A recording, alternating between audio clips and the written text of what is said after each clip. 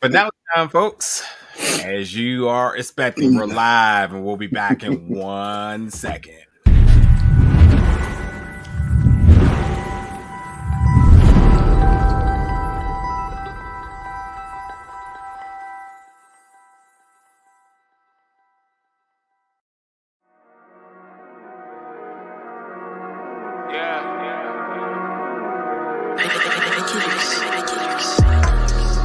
Big go bell, big go bell, big go bell, big go bell.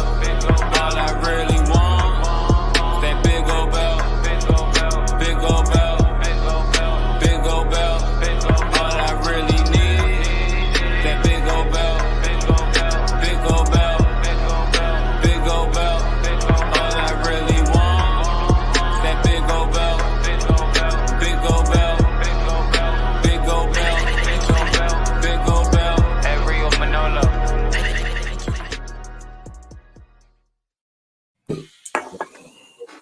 And Lucas, and we're here live tonight for the BMF finale episode. It has been a crazy week for Starz, a crazy week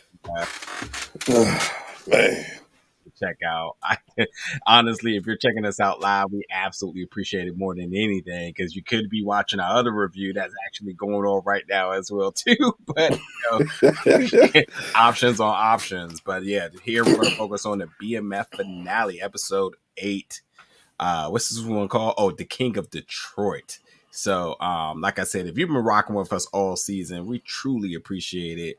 And hopefully by now you have already been subscribed and you've been engaging with us weekly, as we totally look forward to hearing your commentary, your comments, your feedback, your suggestions of each and every episode. But this is going to do it for BMF. This is the last episode, but don't fear, there's a lot more BMF content coming, which we'll be talking about season 2 in a little bit.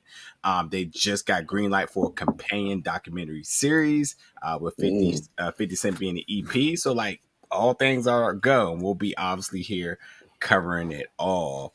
But yeah, like I said, it's been a crazy week for us in terms of everything with Starz and BMF. Definitely check out our interview with Slick and Saki. That was a very, very fun interview. And unfortunately, we were going to have some other things lined up, but scheduling conflicts and whatnot. But hey, we might still be able to work something out. I definitely said we would totally still be interested after the finale, because folks are still going to want to talk BMF. And if I'm lying, then I'm flying, because I already know y'all going to be like, yeah, go ahead and get that in. So, but what? Let's go to the most important thing of tonight's episode. I don't care if there's one thing you got out of tonight's episode. I hope, folks, by now, 8 episodes in, that you realize that this series is a loose extension of the real story. I cannot tell you how many people were saying, Lamar don't die, because this is him in real life. And then it was like, well, Kato's still alive, etc. I told y'all the very first episode that B. Mickey is a fictional character, and that means that he is a wild card in this. They said that he is a character that they put together from either multiple character, multiple source, but he's playing multiple roles, which means you can't one-to-one him, which means you never know what he's going to do. So you can't say they're going to tell a true story when they got characters in here who aren't true. And therefore, here we are with this one, a complete curveball to what everyone's prediction of what was going to happen and so on. And like, that just takes the fun out of it. And plus, forget all that. If none of that makes sense to you, why would Meech tell a story where he murders somebody and put it in the series? Like murders have a statute of limitations to it. Yeah. I mean, this is what people expect, though, right? But even if outside the statute of limitations, even out of that, why would you still subject yourself to the OJ? Well, if I did it and put a book out, well, and then what happens after that? Then they take the book. Stop ruining people's fun. Yes, this is all real. All of it happened. Every bit of it happened. You already know what they think, and that, you know what? That's the good part of the audience here, is that some people know the story of BMF, some people don't know the story of BMF, some people know parts of their story.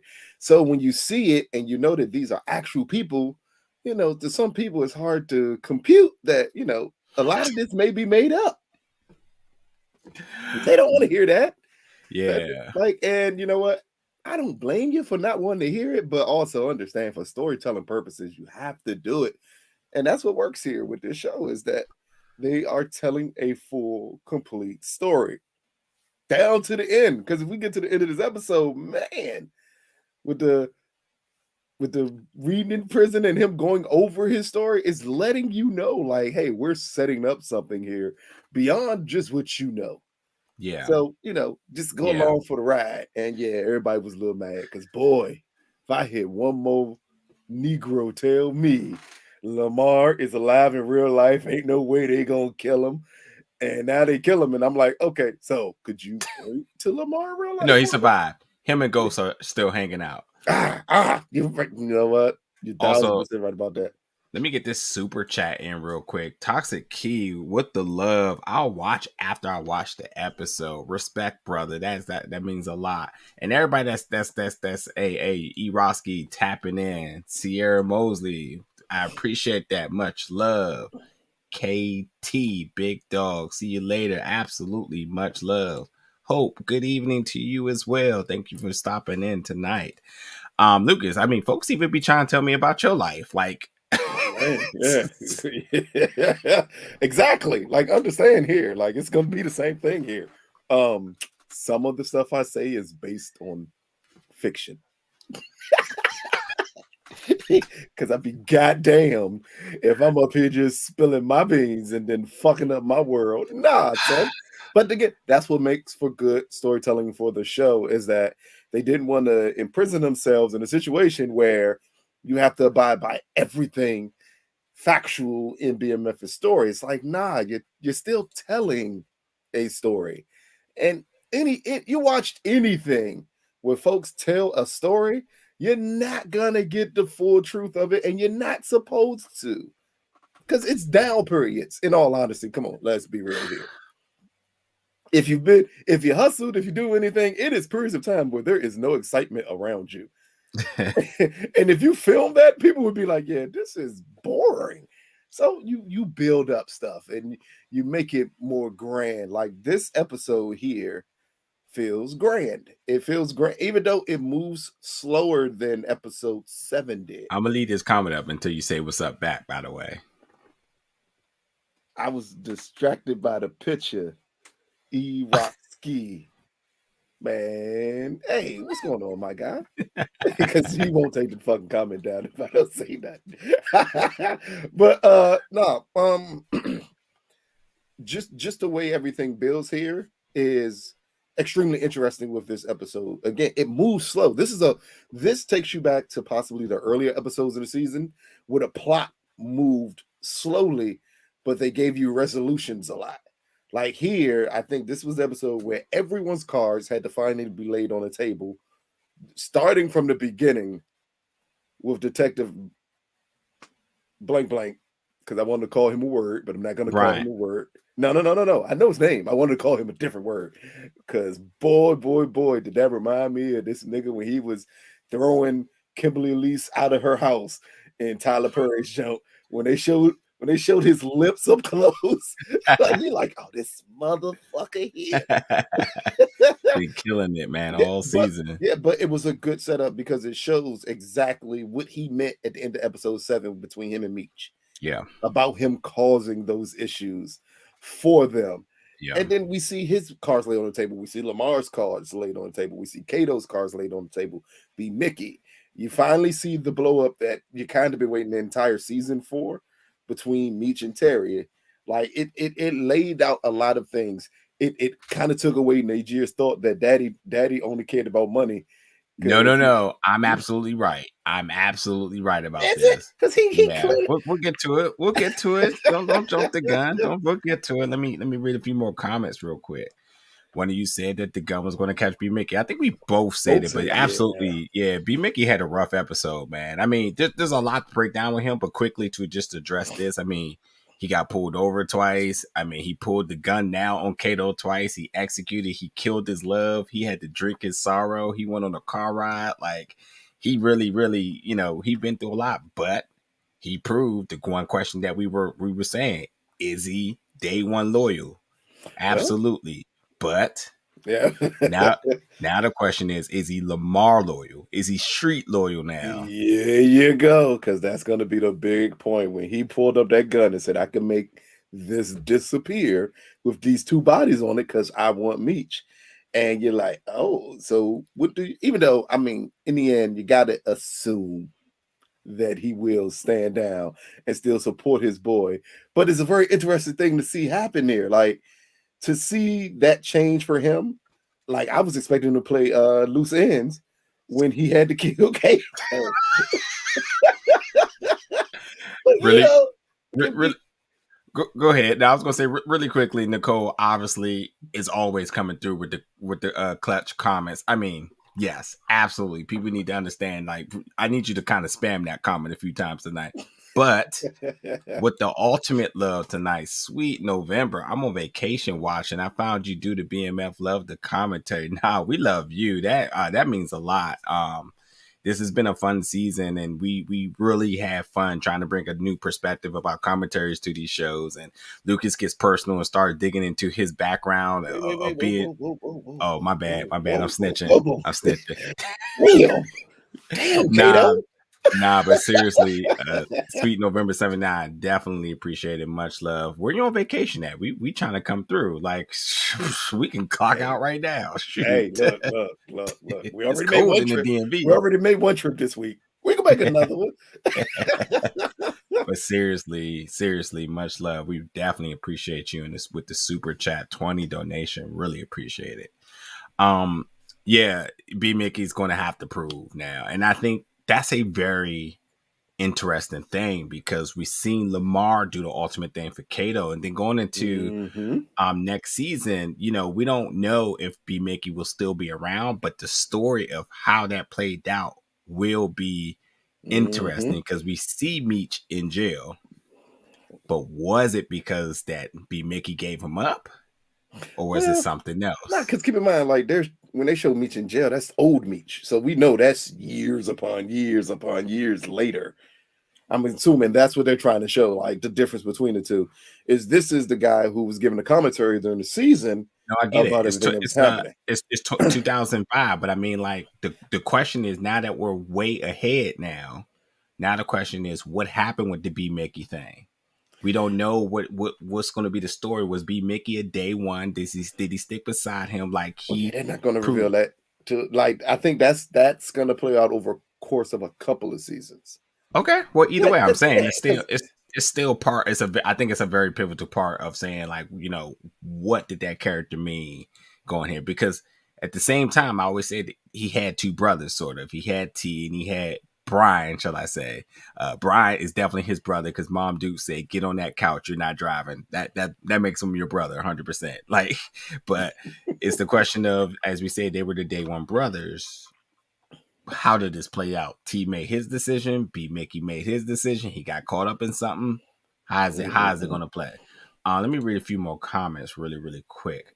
Hey guys from Germany. Wow, much love. All the way from Germany. Definitely love it. I love it.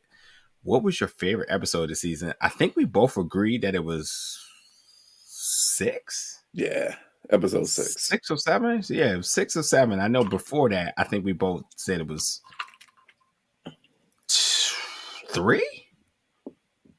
It was 4. Yeah, I think it was 3 first, and then it's our episode where our guys, You Can't Stop the Rain episode. That's the best way to put it. Yes. You Can't Stop the Rain episode. That was the best episode for me for this season so far. But this one is a really good episode here. Again, we said before, you normally get the big impact on episode 7 before the finale. And technically, we thought this could be bigger because of all the cards that were laid down on the table. And instead, they did what normal seasons do. They paced the hell out of the finale, gave you the conclusions that was necessary to go into season 2. Yeah.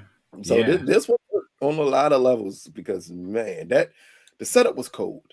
Like if once we get into the episode and everything, and they just hate for their father, and we get into this episode and we get to discuss like just the movements and the pieces, the way the pieces were moved around the board in this episode for season 2, I think that's gonna be the most interesting part because clearly this is feels like more of a prelogue to season 2 Yeah. than the end of season 1.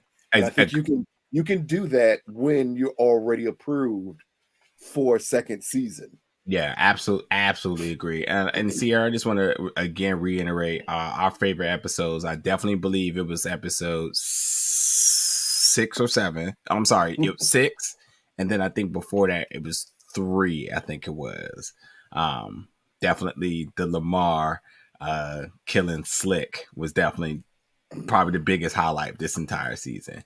Hey, rest in peace, Kato. Kato, streets need a body. Yeah, Kato took that L. You know what? If did you find it weird the way Meech was hiding everything that he was planning to do to Kato? I was gonna bring that up. I don't think he was hiding. I just don't think he is as sharp as T. I think he still was like piecing it together, and I think he was kind of like still checking the boxes off. And I think B Mickey's response definitely was like, "Okay, cool, I was right." But T would have been much more. He would have No, executed. what I mean is that he lied to T. Oh, he did. That's right. Because he knew what he was going to do already. Oh, because he, you know what he said? Because he said, T, if you were running things, what's that analogy he used? He said you would have been just like something else where like nothing gets done and you're just waiting around for everything instead of just going to do it. Because you're always waiting for somebody to tell you to do something instead of just going to get it. Yep. Because he showed up when he said, "Well, how's old girl?" And he was like, "Oh, she's fine.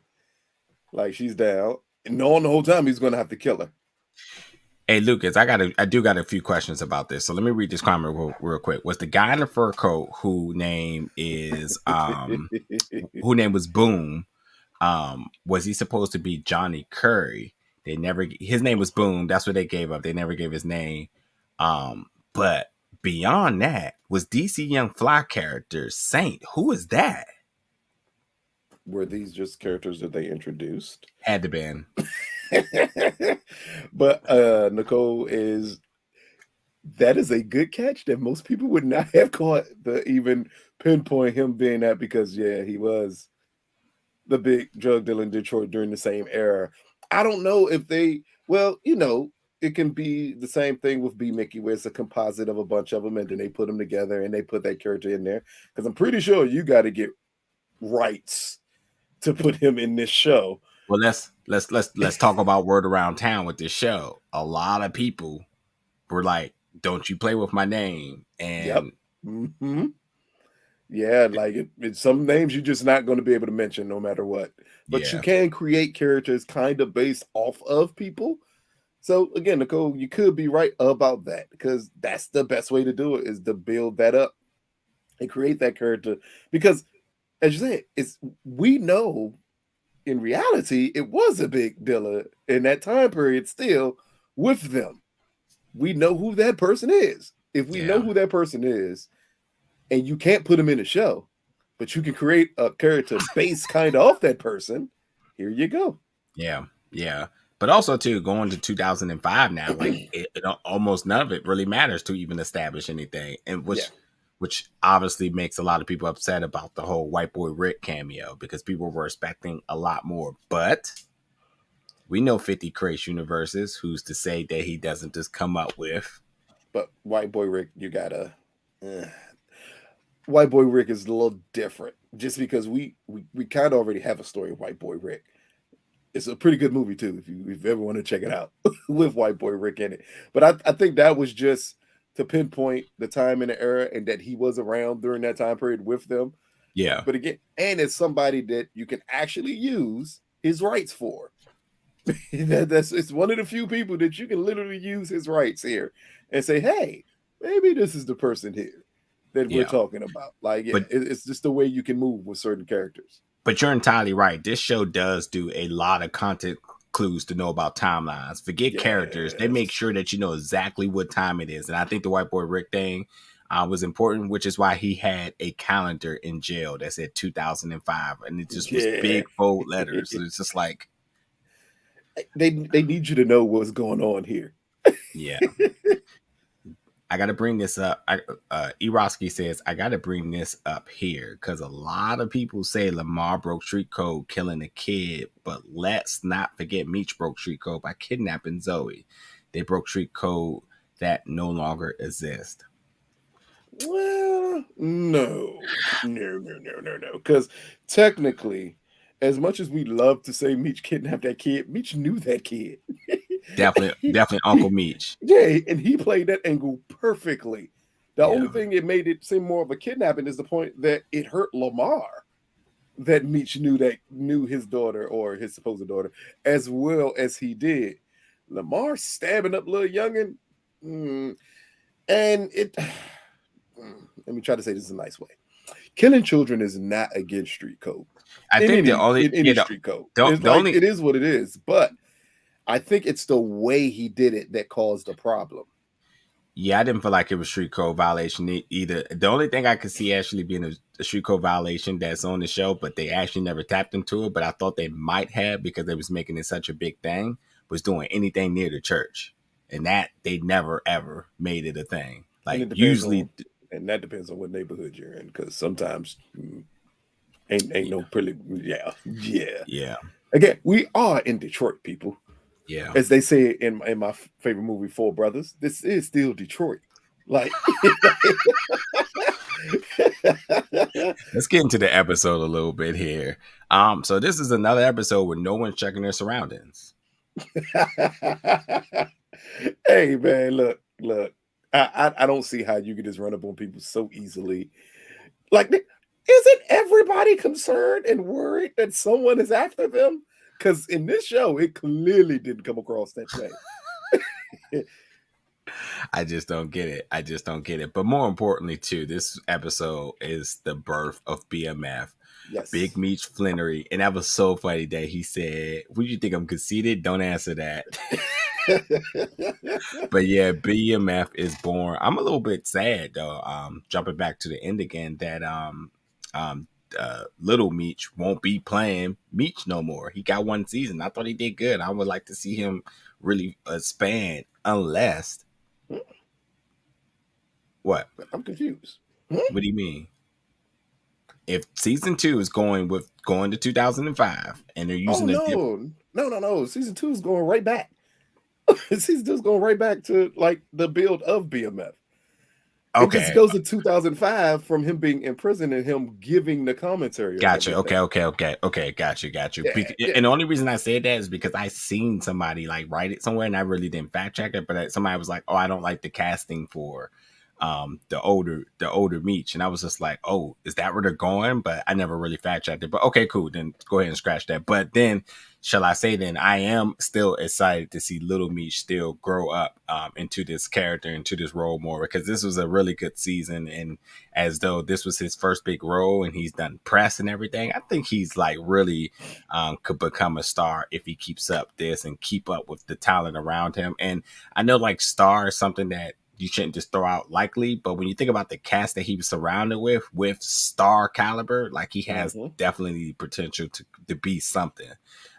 So I was the only reason I'm addressing that now because I thought this was just going to be the only season for him, because I thought they were going to jump to 2005 and say, this is that. But I see what you're saying. You're saying that was just like a reflection back to where he's going back where to his mindset is, and then where his mindset is now versus then, and how he sees everything progress. Yeah, because now we have to see like him actually build this empire. Yeah, and that's the key part. Is saying what happens when he builds this empire. Yeah, who's your favorite character this episode? Moms. I mean, it's easy. Meech. Yeah, it's easy. Meech. Yeah, Meech is a no-brainer. But I did like Mom's scenes with Meech. I thought they were really good. I thought Mom's, all her scenes were really good. But speaking of the parents, 150 is way better than 20K, isn't it? Oh man, he was ready to kill that lawyer when they couldn't get that 25. Now let me tell you why he's such a sucker, and then I ain't gonna talk for a second. Wow. Clearly hating. Go ahead though. So the moment he gets that, we're gonna get 230, and after a bunch of fees, I mean that's not even Uncle Sam. That is No, that's everybody. lawyer fees. That's percentage, Oh, everything. You paying everything. oh yeah, about to Lawyer say, fees, everything you got to pay for, buddy. You got that. yeah. You got her for free. She worked for free until your settlement kicked in. Mm-hmm. Hear them commercials all the time, and just in Mm-hmm. case, here you go.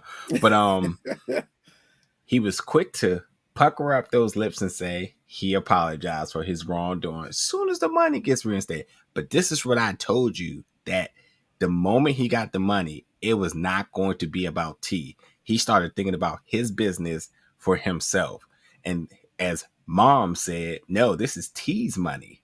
You can't be making counting your ducats before they even, or counting your chickens or your ducks before the eggs even hatch, or whatever it may be, whatever that analogy is. He wasn't thinking about T in his equation of getting that new car business. He was thinking about himself, bro. That was always his plan, to the point that he even did the sucker move when she came downstairs. He's like, hey baby, oh, everything's all sweet now that the money came back in. The moment she challenged him about it being with T, he went back to like the well, okay. Which to me, I feel like when it came down to LaWanda saying she's going to leave town, I absolutely feel like their parents forced her hands to force T's hand in order for them to come up with a joint family plan now in order to get the business. Now, I do think what he's saying is absolutely true about generational black wealth, which is a, it's a tragedy within the community. Like there's not a lot of people that thinks that way. As he said, he didn't have anything to give back. So the fact of him putting that in the foresight, I think is not only just good commentary for society, but I also think that was a good parenting move.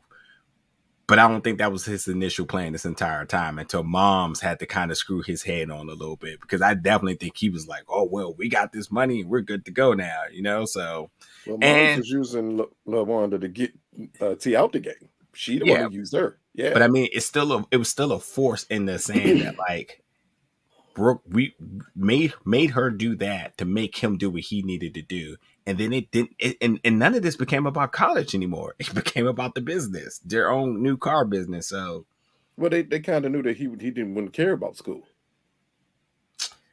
But I think that was the key part. That's why she went to her to break her in that episode when she was leaving out. She did that to break her. And when she broke her, because she knew she did it, when she broke her, everything else was just a chess move at that point. yeah, she definitely got her. Yeah. And that was last Keep in mind, because episode. remember, Dad had given up on Terry too. He's like, no, he is not. He's the same. And she was like, no, we can still save Terry. So her goal to save Terry was to take away his son. Yeah. If she figured if she could do that, then he would change. Nicole, I absolutely agree. It felt a little lackluster because I just liked Lamar so much and what that character brought to the show. And it kind of was like a very, like you said, very simple trap, and it just went so fast, and it kind of was just like anticlimactic. So I feel you on that. But the thing is, I kept thinking like, well, what would have been better? How would this been better? The And simple I don't know. traps are how you get the fish. You don't do it by like this extravagant trap where everything is here, then it's here, then it's here. Now, this was very simple and it was very smart because Lamar at that point is still believing Kato. So when Kato gave him the first location, Kato didn't know that they were going to blow up that spot the way they did. She thought her and B. Mickey had the plan set, and that's how they was going to get Lamar. They set it up because, as Meech said, he'll see that coming from a mile away. Meech had him set it up where he saw exactly what he needed to see for him to go right back to Kato, and then for them to kill both of them. See, to me, that is a beautiful setup. I just think it's not the television high stakes thing that everybody possibly wanted, but here it's a beautiful setup because it set up everything. It set up both of the key characters they needed to get rid of here. Yeah. Is that they blew her cover with Lamar again, and they knew the moment we do that, he's gonna go right back to Kato, and then he walks out with Kato and he like puts a gun to her head. And the moment he said, "You think we care about you killing her?" changed the whole direction of everything. Because at that point, Lamar has no cover anymore. Yeah, he definitely was like, "Oh." And that's when Lamar said, "You used her to set me up." Yeah. I think at the end, clearly he respected the move. Oh yeah. Because he didn't think they had that in them to do that. Because again, if he's just believing Kato, she's climbing an organization. She's big in an organization. And for Meech to plot this after literally Kato just killed a cop to save him, like it was an awesome setup. And that good just wasn't as good as Kato thought it was. Eroski says Charles should hire Marvin for his car company. I have you know it. I met Uncle Marvin this weekend and he knew who I was, and I thought that was really dope. But yeah. Well, one, if he hired Uncle Marvin at this point, Uncle Marvin would be bad business move. Still a crackhead. And maybe a teenager. So may not be. And then you never keep a car. Yeah. You'll never keep a car. They trying to expand, and he would have got all of them out in one day. Now, funny thing of this episode is Lamar met somebody that was sicker than him, and that was Alvin the mortuary from the mortuary, who had his girl Coco and Tanya there. I have no comment, but is this like a thing? Yes. And that's all I'll say. Yes. I mean, people like fucking dead bodies, man. Oh my God. It's some sick people in the world. I've seen enough episodes of Law and Order to understand that this happens often. People like that. But again, for Lamar to go there to get stitched up, and then for them to know it, I don't know if they just move slow to get Lamar that way, and then my man leaves in a hearse. Like, he's like, nope, I know better than leaving this car because everyone saw me get here in this car. I just want to make sure are you quoted by saying this? You can read that because that might be your own quote. You said that somewhere? Lou went out. Leon went out. There's no getting out in this game. Like Lou, the only. Hey. First, there is ways to get out. You just can't do it the way they're attempting to do it. You can't get out while you knee deep in stuff, man. It makes no. You know what? But it's the perception of all those characters and what all of them represent in each show, because it also represents what T is trying to do here. I believe I have a bigger purpose, and T's bigger purpose here is his family. So he thinks his family is the bigger purpose. So he's like, man, I have a bigger purpose. I need to push this for my family. Leon was just a sucker. Lou, same thing. Like, I have a bigger purpose. So I'm not going to say T wants out. I think T is attempting to trick himself into believing this is the best option. But if you watch the entire season, you kind of see it's too ingrained in him just to give it up so easily. And as Big Meech says at the end of the episode, like, I should have taken what he said to heart and ended everything then, but I didn't. So, because we know, again, that's the only part of the story we can actually say will be in the show. We understand that if T left here, he didn't leave permanently. He got right back in it. But from just the way this show progresses, it's in him as much as it's in Meech. Yeah. Plus, the bigger thing that we haven't talked about yet that I am way more interested in and wondering, are they going to use this to bring T back? Did Lou not tell him, as long as you abide by our arrangements, this should be profitable for both of us?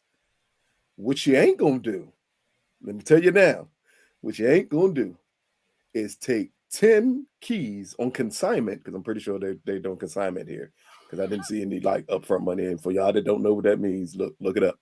Google. If for him to take that much on consignment from her, you're not just going to take it once and then be like, okay, I'm out now. And her be like, okay, that's cool. Like, nah, that's not the way that's going to work. So I wonder, what's that going to happen? How's that relationship going to be? Because we see in this episode, she still hates Meech.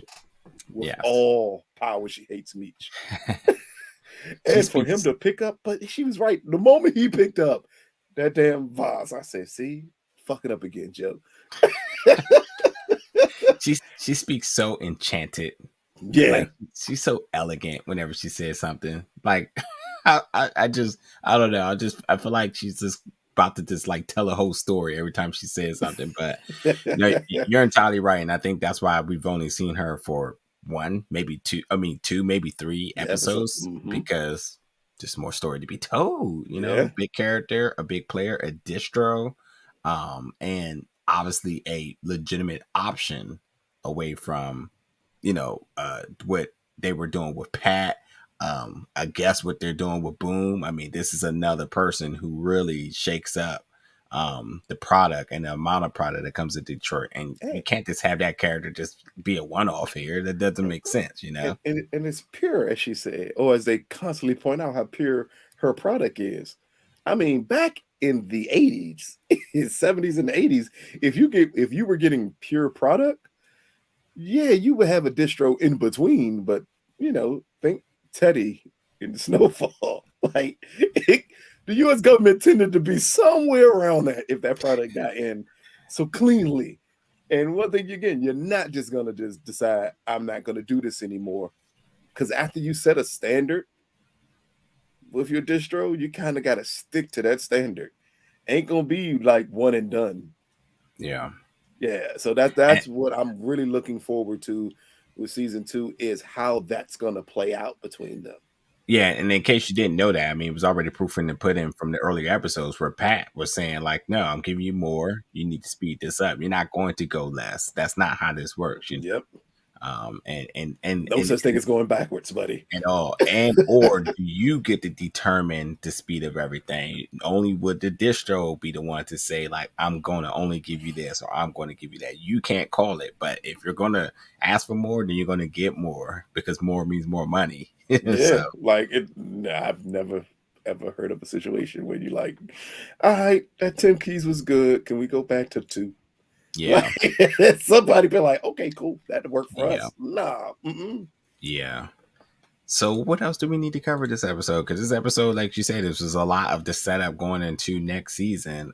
So Kato, She rest in gone. peace. She gone. She got R.I.P. hers. I mean, look, that I love you thing wasn't going to work twice, but Hey, like women. you better chill. She thought She tried her little best. I love you. If he shot her, I love you too, boo.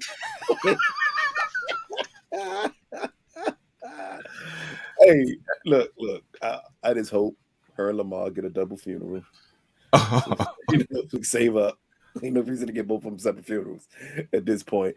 I think another key part was just finding out the story about her dad. Yeah. And how she attempted to lie her way out of it. And Meech going to someone who he knew, again, Nicole, I'm going to still say that's a very good catch. Because if he wanted to know the older players, maybe that person you're talking about would have been someone he went to find out exactly who those people were. And for Meech to piece it together, because he didn't, the way it went from when they were in jail, and Terry said, what do we even know about her? And Meech does the thing of finding out more information, but in a very slick way. He's like, nah, you don't press somebody out for information. You make them feel more relaxed, and they'll tell you everything you need to know. Yeah, he was gassing her up in the beginning of the episode, and I knew at that moment I was like, oh, he going for it. He getting ready to start digging for secrets, and he got what he needed to find out. But even with going to be Mickey, I thought that was also another tactic that only had to do with her, not him. I think he knew where B Mickey's allegiance was. I don't know if he knew. He just played the card to see what was going to happen. I think that was more of a wild card for him. He was praying that his other brother, as you call him, would be loyal and tell him the truth. But he just laid the cards out to see exactly what would happen. And the moment it came to it, hey, I got something to tell you. And the moment he said, already know, and he said, well, what would happen if I didn't say anything? You already know the answer to that. Like, you'd got shot right here. because you couldn't be trusted.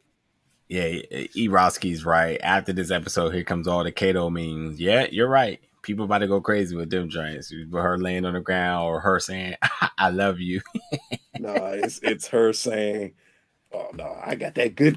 I can tell it to anybody." Like, oh, that's what you thought. That's what you thought. You out here with average good. And you out here Yeah. like you slinging 93 and you out here with 87. Yeah. But he did have my Unfortunately, boy B Mickey crying in the car like a little definitely sucker. did. Man, Definitely he did. was going through it. Jesus, he's going through it right there. Yeah. And they caught him slipping. And that was the key part to show. Like, still, Kato caught him slipping because he didn't know what to do. Or do you think we're going to get even more play from Detective Brian bringing up he found out about the stash spot? How the hell did he find out about it, though? That should have been something easily found out about. Because, again, we see that the guy is clearly custom making these things for them in their car. It's true. For them to hide everything. So, again, how the hell did you find out where everything actually was? Do you think Meech did this to test him? Because they definitely had a good stare before he left the department. And let's not forget, the department still doesn't trust him. And with his biggest threat being killed, I mean, that makes them go back to business. And remember, everybody was brought in for no reason. Everybody walked. Well, you know, that was cops ever. I was about to give a time frame, but cops ever. Yeah, you know, but I mean, in the sense of Detective Brian being the one bringing most people in, that didn't give him no credibility. Oh, no. He thought it would.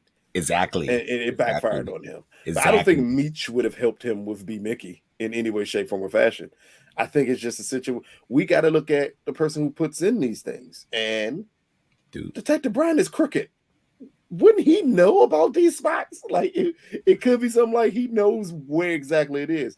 But we always knew it was going to come back on B. Mickey when he said in that episode, I keep the same gun. And you're like, no, that's what you don't do. Goddamn passing guns down from generation to generation. Yeah. You putting bodies on people before they even born if you do some shit like that. And it is also to be discovered what Detective Bryant, why his street credit is the way it is. That still has not been fully fleshed out. But you know, what was he before he became a detective? Why B. Mickey didn't use a stovepipe cleaner to clean his gun out and change the grooves on it, so then when a bullet goes through it, it may not identify as the same gun. He was doing. I just have questions. He was doing all that stunting just to make him seem like he was. He was up there cleaning the shit out that gun, and at no point did he think, I need to get in here, change the grooves of this, so when a new bullet comes out of here, you can run ballistics all you want to. It still won't pop up that it's my gun, because that's the only way you can run ballistics on a gun. Lord. Hey, well, man. But again, it was a good turnaround. Yeah, a good setup for B. Mickey for season 2, because this is the ultimate test of his loyalty. Because we don't know which way he's going to go. He can even go the route of agreeing to help Detective Bryant and tell Meech everything, which would help set up Detective Bryant to prove how crooked he is. Because it's kind of a weird thing to bring someone in the police station and say, I can make these 2 bodies disappear when you have no credibility with your department. Like, nigga, you can't make these bodies disappear. Like, they already think you're crooked. You're not going to make 2 bodies disappear and then try to set someone else up. Yep. But Kanan didn't fucking use the pistol. He threw it away and still left the person alive. Like, that's that one thing about B. Mickey, he ain't leaving nobody alive. Everybody gonna die for sure. That's we even true. see Meech only shoot Lamar once. B. Mickey shot Kato point blank in her chest, which means she was going to die. And then said, I love you, boo, and shot her in her head. Like, that was mad. Unlike Kanan, who didn't know he needed to shoot twice. He did know. He got the instructions. He just didn't do it. And he lied and said it did. But look, we usually hang around, take comments, but we got so much more other content that you all need to check out. It is a busy night. This was the premiere night of season 2 of Power Book 2 Ghost. Unfortunately, check that review out. Yeah, we had fun with that. We'll be back weekly for our reviews for that. Unfortunately, we don't know when BMF is coming back, but if I can just guesstimate here, it's not going to be until this time next year. I'm guessing this is going to be like a You think they're going to push it that far out? Ghost. I mean, Force, P Valley. Isn't Highlander coming back? I think Outlander, but they don't Outlander. count that. That's not a black show. They don't count that show. It's their big. It's a big show for them, though. It's a big show, but they'll run that and Power at the same time. But they also haven't started production for this, so that's another thing. And they may be wanting to just wait to the pandemic clearly coasts over, because they may not be able to film this where they want to film it, which is we'll talk. We got more reviews to talk about, but it is important to realize that like the pandemic is still causing certain people to be able to film in certain places. So they may not be able to film season 2 in Detroit because of regulations and whatnot. Who knows? But they have not started filming season 2 yet. Oh no, they haven't started filming yet. It'll be way too early to start filming. But I think they may start up. In other words, I think it may start quicker because you're still moving around a lot of pieces, and then you still have a lot of new shows coming from them. So they're probably like, okay, we can slot BMF to start sooner next year. So this one started in what? August? I want to say. I can't remember. Right at the end of Power Book 3. Like the final episode of Power Book 3 was the first episode of BMF. So we kind of see the trend of what they want to do. They want to bleed each show into each show. So once you bleed each show into, except for when you get an Outlander or Hills, because that's a completely different audience, you can run those at the same time. But all of these shows will bleed into one another. And then you just never know. I just see them starting it up a little sooner to make room for other shows on the back end.